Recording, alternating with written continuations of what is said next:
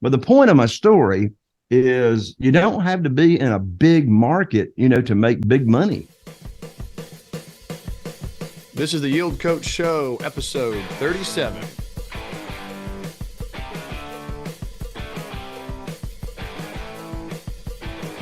Hey everybody, this is your coach Ian Brown. A few announcements. Yield Coach Capital has opened its doors to investors looking to multiply their money while working with yours truly and our varsity investment team. We recently closed our 170-acre Gainesville, Florida industrial tract, and our limited partner investors are on pace to make 2.5 times or more on their money. That opportunity is gone, but don't miss the next one. Be sure to join our investor list and never miss a deal again. You can join our investor list by the portal, which is in the show notes of this podcast. It's in our Instagram bio link, and you can also do it at yield-coach.com. If you join our investor list, we will get you the free gift, 107 questions to ask a deal sponsor, and a discount to our Employee to Entrepreneur video course, which is packed full of information and case studies to kickstart your investment success. Now is your time to take the field.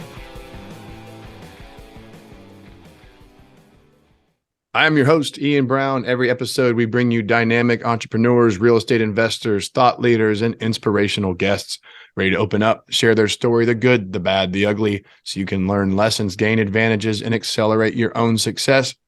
I'm very excited about Mr. Jay Connor, our guest today. Jay has 20 years in real estate, and he's going to bring us a lot of wisdom today. He learned how to buy properties with creative financing, including subject to private money and lease options. He got through that market crash in 2008. I'm sure we can talk about that a little bit. Developed his own system for gathering millions of dollars for his real estate deals without using traditional banks. In just a few short months from using his systems, he raised over $2 million in private money, and he has the freedom to work less than 10 hours per week in his real estate investing business by leveraging the power of automation. I like all this. Jay, welcome to the show. Hey, Ian, thank you so much for having me come on to talk about the subject that I'm most passionate about, that's had a biggest impact on my business, and that is private money for sure. Awesome. Well, 20 years, we probably won't be able to touch on every facet of your 20-year experience. We'll tease out some nuggets of wisdom. I do like to start a little bit, earlier in the journey. How'd you get into real estate and or lending? I know there's been evolution in your path, but take us back a little bit. Sure. Well, I was actually raised in the housing industry. My dad, at one time in the late 1980s, had the largest retailing company of manufactured houses or mobile homes in the nation. And all the financing for that product, the consumer finance, went away. So I knew if I ever got out of mobile homes, I wanted to get into single family houses, because friends of ours made $30,000 on a flip, the first one they did back in 1993. And I was trying to make $3,000 on a single wide, for those of the audience that knows what a single wide mobile home trailer is. But anyway, we started in 2003. First year, I only did 3 houses because I just wanted to make sure I understood what I was doing. And those first 6 years, we relied on the local bank to fund our deals. That was from 2003 until January of 2009. And then that's when everything changed, thankfully, for the better. I just didn't know it was for the better while I was going through it. Right. And when you were doing your single wide deals, were you acting, where were you making your money? Were you making it as selling them, financing them, or were you actually rehabbing single family No, we had retail. Yeah, we had retail sales centers. Gotcha. I didn't get into rehabbing of anything until 2003 when we started flipping houses. Awesome. And so that first year you flipped 3, which I actually think that's not a bad number. I think the first 7 years ago, so I've been in real estate 17 years, but 7 years ago I decided to stick my neck out there, and maybe I watched too much HGTV, but I went out and flipped a house. And we made money. It worked out fine, but it took me every bit of a year. I had really like one buyer, thank God he bought it. And I 1031'd into an apartment and never went back to single family. However, I think people underestimate funding them now has changed a little bit. And I know we're going to talk about funding. But I know when I did it, I didn't, 7 years ago, it didn't seem like there was like a plethora of options. I wasn't sure how to fund the rehab. So I ended up doing the rehab on like Home Depot, Lumber Liquidators, Lowe's credit cards. Not the way to do it. But I didn't know any better. And so it took a long time. I didn't know it had septic. So I had to put in a new septic field. Inspector missed some foundation issues, had to put in this like 16-foot metal beam to get the foundation right. But it's not all about my flip. My point is, you doing 3 in your first year without a big team, I presume, that actually sounds pretty ambitious. Yeah, I had no team. Army of one. Me was the team. But anyway, we got a team today. I promise you. I mean, we Ian, we live here in a really, really small area. Our total population that I focus and invest in houses is only 40,000 people. Wow. Now, that first year I did 3. Today we do 2 to 3 a month. Here, just in our local, we've rehabbed about 475 houses now to date. But here's the deal: even in this small market, when someone knows how to buy them right and how to find them and buy them at the discounted prices, my average profit right now per flip is $78,000. $78,000. That's with a median price of about $325,000 after repaired value. But the only way that works is for me to have all the cash available. I got 47 private lenders right now funding our deals, and those private lenders have anywhere from $25,000 to $750,000 each to fund our deals. We got about $8.5 million. And so we just churn the money, from all the different projects that are going on. But the point of my story is you don't have to be in a big market, to make big money. I think that's a really good takeaway. I think a lot of people are in a small market and think they can't get started, or maybe they're in a big market, Chicago, New York, San Francisco, LA, Miami, even Tampa now in Florida. And so, you're like, well, I can't find a deal in my local big market. And here you are in a tertiary market, maybe sub-tertiary market, cleaning house. Those are really good margins. And I think any house flipper would be happy to do that, certainly at scale. That's awesome. Absolutely. Well, and I think, being in a smaller market brings you a lot of advantages. I mean, you can dominate your market, right? I've been dominating this market, since 2003. That doesn't mean there's not other real estate investors around, but it's not like being in some big city to where, you're competing with, 100 other real estate investors or wholesalers or whoever. You know what's funny?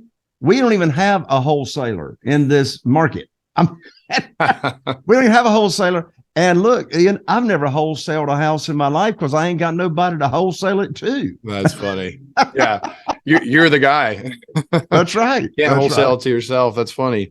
Well, a lot of people talk about, just to say it super, super plainly, you got to have deals and money. And you're the private money authority. So I know we're gonna unpack that a little bit more. On the deal side, part of it's chicken or the egg. It doesn't do you a lot of good to have deals without ways to fund them or close them. But how are you going about dominating your market? I mean, now you have momentum and reputation, but when breaking into a new market for the audience, do you have any tips on getting your deal flow going? Some actionable items? Absolutely. So you just brought up an interesting point, and I'll answer your question with some specifics as to how we actually have consistent deal flow coming in every day. But the chicken or the egg, which comes first, the deal or the money? Now, Ian, I'm getting ready to say something that I know you've heard 100 other people say, and I'm sorry, I think it's the most stupid advice I've ever heard in my life. And here's what I've heard. Get the deal under contract. The money will show up. The money follows the deals. You've heard it, right? Oh, yeah. And I want to go, where is the money going to show up from? Is it just going to come out of the clouds or something, So there's always going to be deals. There's always going to be deals. So I say, get the money lined up first. Now, I'm talking about single family houses. you're doing syndication. I just heard you talk in the intro about a large, cap fund that you were raising for a commercial deal. That's a different conversation. Yes, you got a large project there that you're raising money for that particular project. But in the world of single family houses, I say get the money lined up first. Get $250,000, get $500,000 from a private lender or a few private lenders that say, "Hey, I love your program. I love what you're offering, what you're paying." The traditional way to borrow money is, I'm talking about on a single family house. Mm-hmm. You go to the bank, you get on your hands and knees, and you put your hand underneath your chin. You say, "Please fund my deal. Please fund my deal." Not in this world that I'm talking about. We're not asking for a mortgage. We're offering a mortgage. You know what's funny, Ian? I've never asked anybody for money. And they say, "Jay, how do you have $8.5 million? How are you getting these deals funded? And you never ask anybody for money?" The answer is very simple. I put on my teacher hat and I start teaching people what private money is, what self-directed IRAs are, how they can get tax deferred or tax-free income on their retirement funds by using a self-directed IRA company, et cetera. So I put on my teacher hat, and then now the money is chasing me instead of me chasing the money. Now let me answer your question.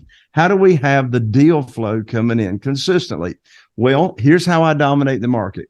Number one, pay-per-click. Google ads, pay-per-click.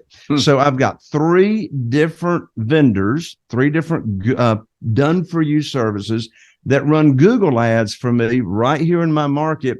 And look, it looks like I'm competing with myself, but I'm all 3 guys under 3 different names, right? So when somebody says, "Buy my house" or "Sell my house fast," well, the top 3 that come up on the page, they're all me. Love it. Right. So Google ads, right? Now those Google ads, each lead cost me $150. But who cares? All I need is 7 leads to buy a house, right? So we got Google ad leads. Secondly, we have Facebook ads. I have 2 paid Facebook ads, not Facebook post, but paid sponsored Facebook ads. So I have 2 different kinds of Facebook ads running every day in my market. I've got a done-for-you service that I hire to do that for me. Now, Facebook ads, I get more of those, but those are not as qualified because, those ads are just showing up in the news feed. Somebody sees it and says, "Oh, well, let me see what they'll give me for my house." So I need 20 of those leads to buy a house. But the cost of those leads are only about $50 a piece for each of those leads. And then in addition to Google leads and Facebook ads, since 2004, the second year we started investing in single family houses, my wife, Carol Joy, and I put together our foreclosure system. And what's the foreclosure system? We track, there's 2 parts to it, the tracking and the marketing. We track every open foreclosure file physically at the courthouse from the time of the notice of default all the way through the sale. And we have 8 cumulative letters, sequential letters, that gets over a 50% response rate, which if anybody knows anything about direct mail, that's stupid, crazy percentages. But the reason it's such a high percentage is because my message to the market is a perfect match. So we track every foreclosure, right? And I tell you, that whole process is about serving other people. I'm not out here looking to take advantage of anybody. I'm looking to bring win-win solutions. And in fact, when these people call up, they're in distress. One of the first things we ask them is, "Do you want to keep your house? Do you want to keep your property?" And if they say yes, and we give them a tip or an idea as to how they can keep their house, there's a loan modification, deferment program, et cetera, and they're able to keep their house, guess what? There's nothing in that for me and my team. But you know what? It ain't about reaping. It's all about sowing. It's all about serving that other person first. And if I help enough other people, I'm not going to have to worry about me and my team. Unfortunately, most people cannot qualify, for the loan modification. And guess what? When they tell us they'll sell it to us for what they owe, we still put thousands of dollars of money in their pocket to help them back on their feet. For goodness sakes, if I'm on average $78,000 in profit, can I not help those people out? Right. So in addition to that, pre-probates rather, we direct mail all pre-probates in our local market as well. We do other things. I see a new bandit sign pop up. We call them and say, hey, if you wholesale a deal and you want to get an assignment fee, I got cash burning a hole in my pocket. So we do other things, but those are the main things we do to have consistent deal flow coming in every day, every week. Jay, I want to stop you for just a second. Thank you. That was actually a lot. And you went ahead and told us how you're prospecting, which is an area that some people keep under a bushel basket. And I think what's interesting is, and tell me if I'm wrong, I didn't have you on to like, coach me through marketing. However, it sounds like I don't do any social media marketing or pay-per-click. A lot of my commercial deals come through being in the same market for 17 years, and I'm a broker, attorney, and an appraiser. At the moment, I'm really just a full-time thought leader and investor, but I still keep all those licenses. So my network is a blend of valuation experts, real estate attorneys, and commercial brokers. So a lot of my stuff just comes through channels that never hit CoStar, LoopNet, Crexi, whatever, just off-market stuff. Or brokers like, I found a great deal. I'm not an investor. I don't want to just put it out in the market. Can we work on it together? So I'll get deals like that. But the way what I like about guys like you and kind of more of the residential model, that I think the commercial guys a lot of times rely on humans to feed them deals. And I'm saying it very plainly for the audience. Whereas, and that's the way I, for the most part, am. I mean, I'll knock on a stranger's door, but if I'm not buying residential, there's not a lot of physical doors I'm knocking on.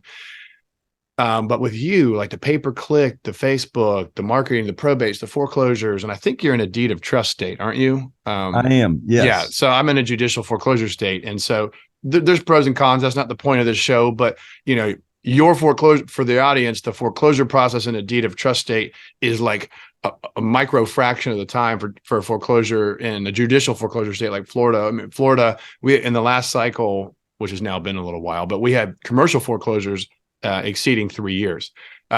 So those owners don't necessarily feel distressed when they aren't displaced quickly. But anyways, on the marketing side, would it be fair to say, if, as a small operation, if I wanted to pay I shouldn't say a lot, 150, 200, it's a fair amount of money for a click for the Google ads. If you have a small team that's not ready to field a lot of calls, but you want maybe more qualified leads, that might be a way to approach it. Versus if you start to run higher volume Facebook ads, like you said, it might be that 20-to-1 ratio, but you need to have somebody ready to field 20 inquiries. So if you're kind of like a skeleton crew, commercial syndicator investor type, sounds like maybe a pay-per-click might be a fit. I've always been a fan of very intentional direct marketing. Never tried more of like the broad-based marketing on like Facebook ads. So I just wanted to get your thought on that. If you're running lean and mean, maybe a pay-per-click at a high ticket amount. Yeah. Well, you said something very, very important, and that is you want to have somebody on the ready to respond to when a prospect comes in and responds to, one of the ads on the internet. So for example, on pay-per-click, my services that I use, when someone gives their information that wants to sell their property and they hit submit, it immediately calls my assistant, calls the cell phone and sends a text and an email. When that call comes in, my assistant can hit 1 on her phone and it's calling that person immediately right now. So here's a marketing principle, Ian, that I'm sure you're very familiar with, and that is, I call it the older, the colder, which means the more time that goes by from when a prospect raises their hand and says, I'm interested in hearing more about what you got, and until the time that somebody's on the phone with them, the less likely you'll ever do business. Because an hour or 2 hours from now, they don't even remember they hit submit on the laptop, right? So you want to get them on ASAP. The other piece of advice is don't invest money in Google ads, Facebook, and all that until not only you have someone that is ready to take those calls immediately, but in addition to that, they know how to take the call.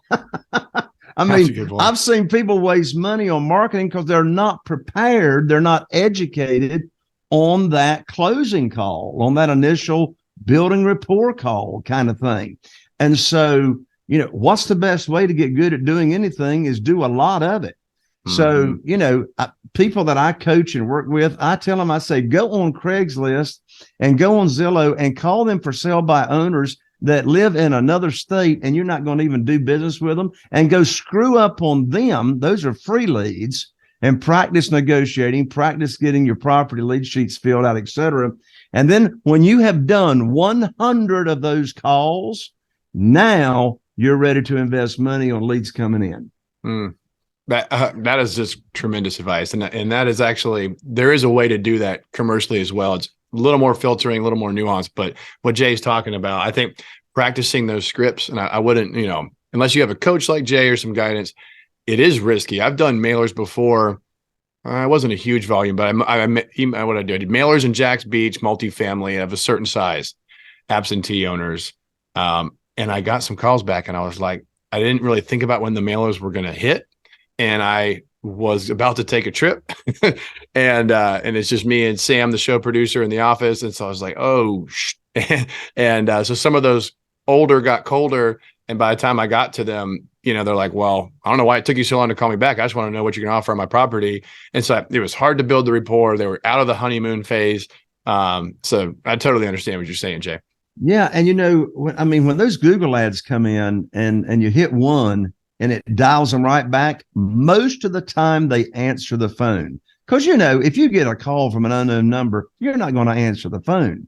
But when somebody hits submit and within 20 seconds, their phone is ringing, they pick it up. They're available. They're sitting right there, they're either holding their phone in their hand or they're on their laptop, and they're available. So boom, most of those people answer. And I tell you what, they are astonished.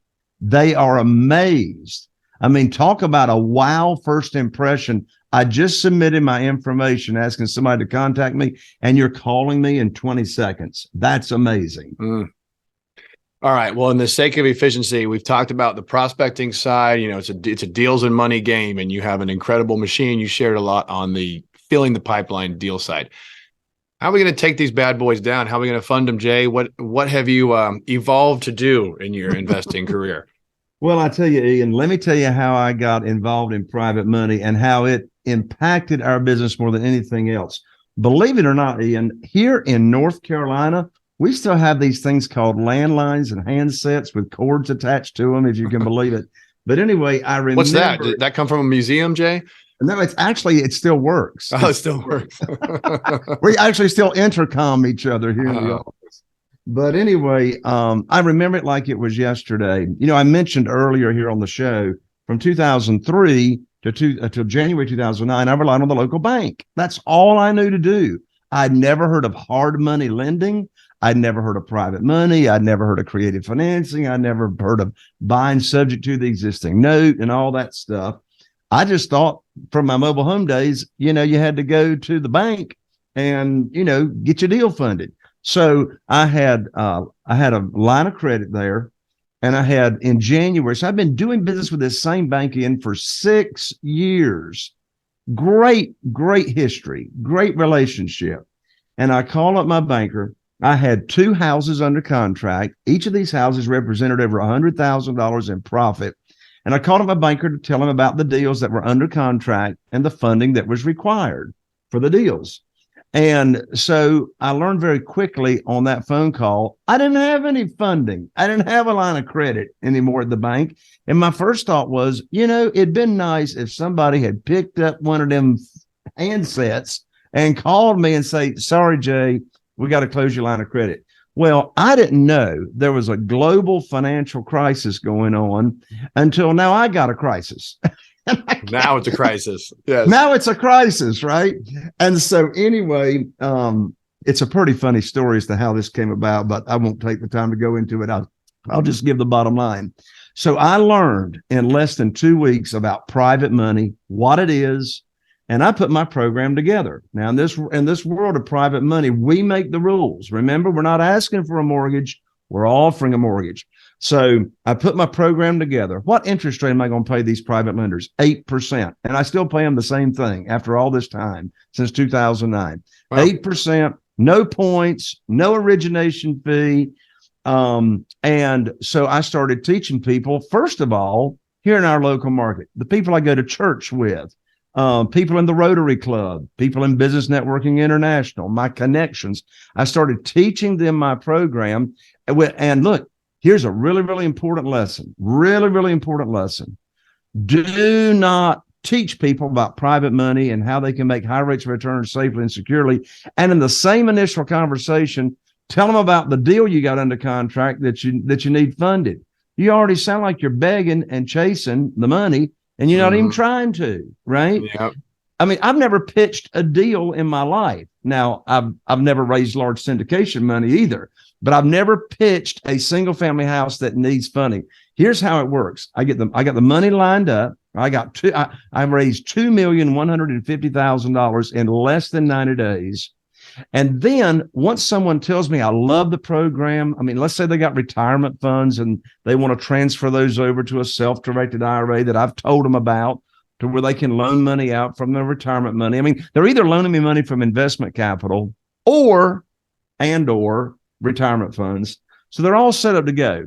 Now, here's how I don't ask if they want to fund the deal. That's the most stupid question in the world. I could ask them anyway. So they've told me how much money they got. So let me do a quick little role play here. Let's say, Ian, that you're one of my private lenders and you've got $150,000 that you've told me that, you want to put to work. You're happy with the 8%. So I call you up on the phone, have a little chit chat, and I'll say, and here's the exact script. Here is the exact script. I say, Ian, I've got great news for you. I can now put your $150,000 to work for you. I have a house under contract in Newport. Notice I didn't say the physical address. You could care less. I got a house under contract here in Newport. The after repaired value is $200,000. And the funding required is $150,000. See, I don't borrow more than 75% of the after repaired value. The funding required is $150,000. Closing is next Wednesday. So you'll need to have your funds wired to my real estate attorney's trust account by next Tuesday. I'm going to have my attorney email you the wiring instructions. Now, that's the end of the conversation. You're not going to, I didn't ask you if you want to do the deal. Now you're going to think, well, I don't know. Do I want to do the deal? Maybe I don't want to do the deal. Should I do the deal? Of course you want to do the deal. I'm not bringing you a deal to fund that doesn't meet the criteria of the program that I've already taught you. You've been waiting for the phone call. And particularly if I introduced you to the self-directed IRA company that I recommend to all my private lenders, if you have moved your retirement funds or a portion of them over to the self-directed IRA company, you're not earning any money until you put that money to work. And you're looking to me to put it to work for you. That's why you moved it over there, right? You're sitting by the phone waiting. How soon can I, start making money on my money? Yeah. So again, the most important thing up front about private money is the mindset, right? You're not chasing, you're not begging, you're not selling, you're not persuading. You are offering and you're teaching and you're serving. And when you take that approach, I mean, just copy my private lending program, which I'll offer everybody here in a minute. Teach the people. And I've never asked them if after I teach them the program, well, do you want to sign up? I just teach them the program and shut up. Believe it or not, I know how to shut up. And so I shut up, and then they're saying to me, well, what do I do? I mean, what do I do? Write you a check? No, you don't write me a check. You just tell me how much you want me to put to work. I'll put your money to work for you as soon as possible. And then you wire funds to my real estate attorney for closing. You don't give me any money directly. But Ian, I love private money. No credit check, no appraisals. I always bring money home in the form of a big check when I buy, because I always borrow more than I need to purchase. That only works if I'm buying at a discount, right? If I'm not going to borrow more than 75% of the after repaired value, I buy these distressed properties all the time at 30, 40, and 50% of the after repaired value. So if I've got like a $50,000 rehab, if I've got like a $35,000 rehab, I'll bring home a $50,000 check. I love my real estate attorney's check stub. It says excess cash to close. I love me some excess cash. So I don't bring in this world of private money. I don't take any of my own money to the closing table, and I bring home a big check when I buy. But here's the catch. These private lenders are counting on you to take care of them. There's a 5-letter word that starts with a capital T, and that is trust. Even though they get a deed of trust, I mean, I don't borrow any unsecured money. They're getting a deed of trust. In addition to the promissory note, they're named as the mortgagee on the insurance policy, so they're protected that way. They're named as an additional insured on the title policy. But these people are looking to you to protect them and take care of them. Quick nuanced question that came to mind. So let's say you have that guy in your example. He's ready to direct 150 out of his IRA. Do you ever have a challenge sizing people's commitments to your deals? If you're doing secured transactions with mortgages, do you ever pool these investors? And if so, would you put them in like maybe an LLC together to then be the mortgagee on a deal? I know that's a little narrow, but like in my syndication world, a lot of times you're like sizing debts and sizing commitments. So how is it going to work in your private lending recorded mortgage world? Yeah, everything we do is what's called a one-off. Everything's a one-off instead of so I could raise money. I could pool the funds and have them investing in a fund, but everything is one-off. So it's been a juggling act since 2009, right? Most of the time, including today, I've got more money than I can put to work, right? Because I'm matching that money up with the collateral. Now I've got some private lenders that's only got $25,000 with me, some people in their 20s. And so I will put more than one private lender as long as so then we have total loan to value. Let's say that $200,000 after repaired value house that I just talked about, I could have a private lender in first position at 100,000. I could have a second private lender in second position at 50,000. They each have their own promissory notes and their own deeds of trust. Okay. So it makes total sense to me. So you'll just have subordinate mortgages. Correct. Okay. And do they all get the same rate? I know this is very nuanced. Do they all get the same rate of return, or do you change rates if there's subordinate financing? Right. Quite frankly, they would all be happy at 8%. Okay. But again, I look after them. First position gets 8%. Any junior lien gets 10%. Okay. Thanks for sharing that. And typically the junior liens, not typically, always, the junior liens are going to be smaller amounts of money, like, $25, $30, maybe $50,000. And I don't mind paying 10% on smaller amounts of money, but I don't want to pay 10% on, $300,000. I'm happy at 8%. And they are too, quite frankly. So in a perfect world, you have one investor, one property, and you just line it up and go. If you need to start stacking juniors at 10%, and then you will. That's right. Okay. You talk about automation. I feel like we got into that a lot early on the marketing side, and it sounds like you have some automation and the private money side too. So are most of your private lenders, are they just regular old high net worth, or maybe not? They don't have to be accredited in your world, but what's like the profile of like a private lender for you? It's funny. None of them walking around would you think was a private lender. They are regular folks, just like I say, just like us.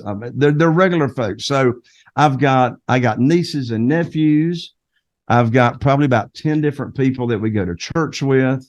I've got them in different states, right? Friends, across the nation. I've got a lot of them probably over half of them are retired. By the way, there's where you start attracting private money, is make your list, right? I got 5 steps to get in private money very, very quickly. And start with the people in your cell phone that are retired, right? There's a good chance they got retirement funds. And now you can teach them about, self-directed IRAs and if you're going to attract a lot of private money, you want to learn how self-directed IRAs work. And of course, I got you covered in that as well. But yeah, I mean, these are not like, okay, here's the answer to your question in a weird kind of way, Ian. These 47 private lenders that we have, not one of them had ever heard of private money until I told them about it. And not one of them had ever heard about self-directed IRAs until I told them about it. So wow. In my world, regular people looking for a higher rate of return that, you know, is sick and tired of getting a little over 1% in a 12-month CD. Oh, certainly. And even with today's increasingly high CD rates, you're still, you know, double or nearly double outperforming a lot of them. I'm just thinking through just the differences in how we approach, you know, we're working in different asset classes, and I'm probably pulling from a slightly different profile of investor. However, I did, just as an anecdote, I did a deal last year, and it was a 4-unit conversion from office to Airbnb down by the ocean. And that was a single high net worth individual privately funded deal with a mortgage, note and mortgage, first position, one lender. I funded rehab, he funded acquisition. And it was a bigger, it was 650. So, I mean, it was a pretty meaningful check. And we did a fixed rate interest only. We wrote it as a 5. So up to a 5. I think his preference is probably a 36-month.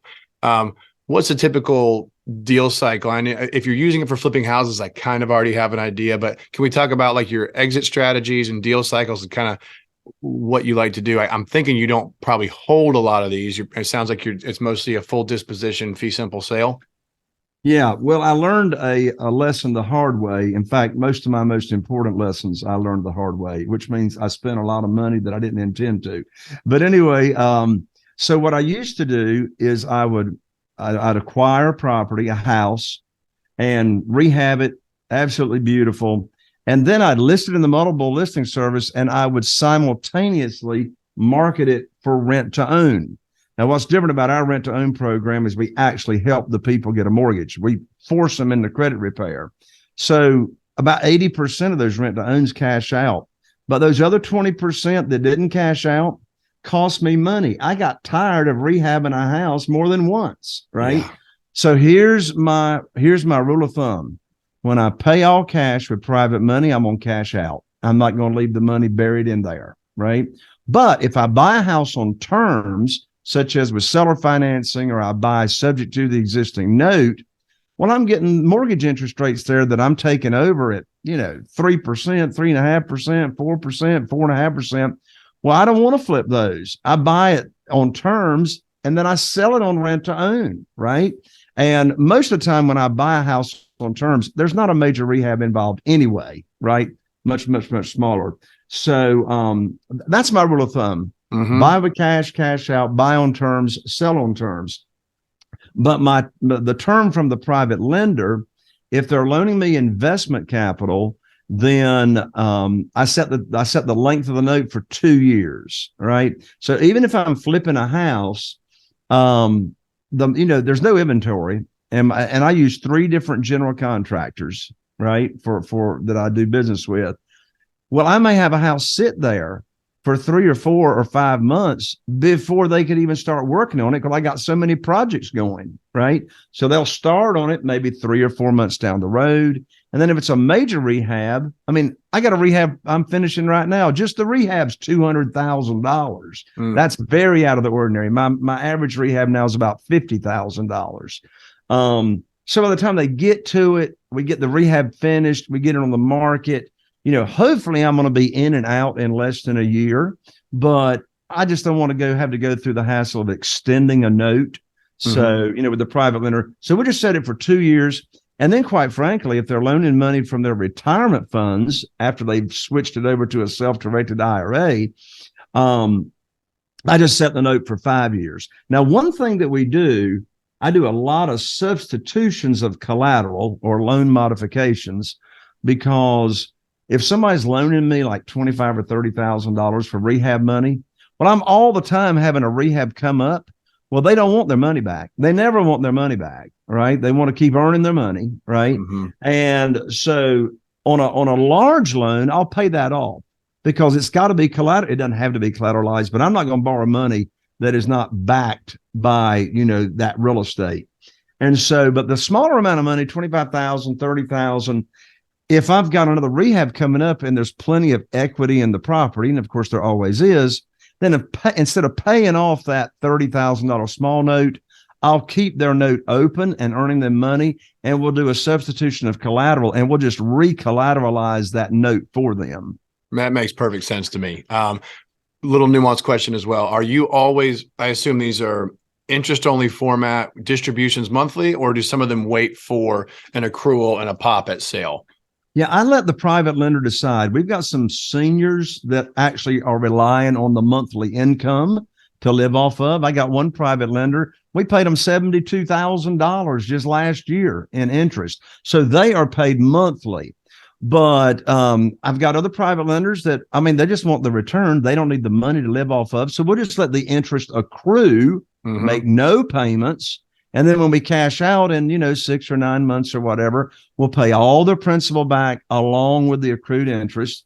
And then if they're loaning us money from their retirement accounts, we're typically going to pay that either quarterly or semi-annually back to their self-directed IRA company, because the returns are not coming directly to them. It's going to their retirement, to the self-directed IRA company. So in answer to your question, it depends. It depends on the private lender's objectives and where they're loaning the money from.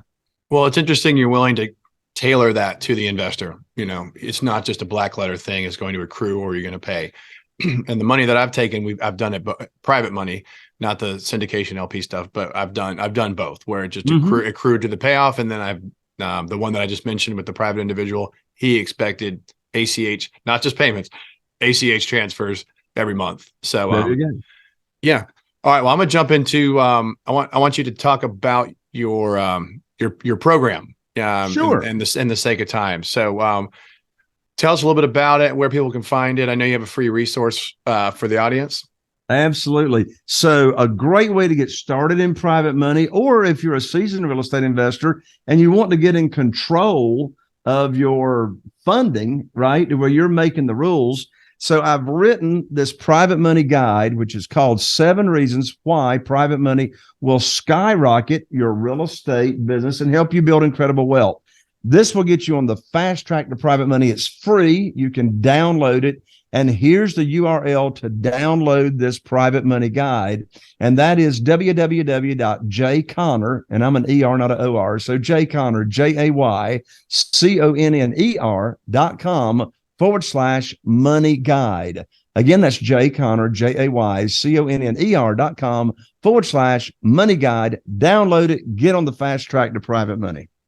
Wonderful. And I do encourage people to do that. There's a lot of different strategies and funding, from lease options and subject to and management contracts and private lending and syndication and all these different things. And I've talked about a lot of them off and on the show, and they're in my online course. But the stuff Jay's talking about is very powerful. I mean, to be able to find deals and know you can close them, because we spend so much time as professionals learning to underwrite and identify and market all the stuff we talked about in the first 10, 15 minutes. Well, you find these deals, it's worthless. It's nothing. It's less than worthless. You're in the hole now because you spent money on those clicks if you can't fund it. So you must have a strategy. If you're going to take the time to learn how to identify and underwrite and take down assets, you had better spend at least as much time to make sure you know how to fund it. And I tend to agree with Jay. I have a little bit of a deal first mindset, but I don't disagree with what you said, because I have seen deals nearly slip through my fingers, and I've seen friends lose deals because they couldn't fund them. And what ends up happening is the second guy makes all the money, or they have to chop themselves down to such a small interest it wasn't even. I've seen guys begging just to get like a finder's fee on a deal that they were once going to make 50 to 100 grand on, because they just couldn't fund it themselves. Absolutely. And another big benefit of private money is you can close quickly. I get offers accepted with lower offers than, say, a competing offer, because I can close in 7 days. 7 days. I'll buy the house and let them stay in it. Like I bought a house last month. I'm letting them stay in it for free till August. They didn't want to sell till August. Well, time kills deals. So we locked it up. I bought the house. They're living for rent free till August. I hope I don't have trouble getting them out.